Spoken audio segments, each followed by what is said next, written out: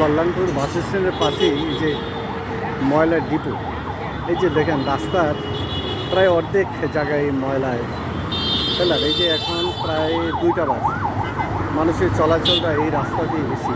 ফুটপাথটা বন্ধ দখল করে আছে। এই যে এইসব ময়লা, এগুলোর কথা ছিল খুব ভোরবেলায় এগুলি সব চলে যাবে। এই যে দেখেন এই ময়লাগুলো, এই যে রাস্তাটা দেখেন, এটা হলো পুরো রাস্তা, রাস্তার অর্ধেক নিয়ে নিচ্ছে এই সমস্ত ময়লা।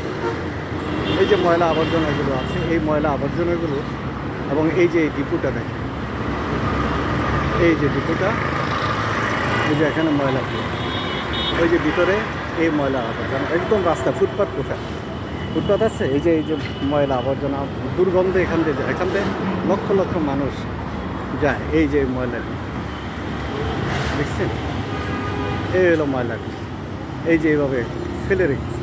তো কীভাবে শহরের স্বাস্থ্য ঠিক থাকবে মানুষের জনজীবন এখানে?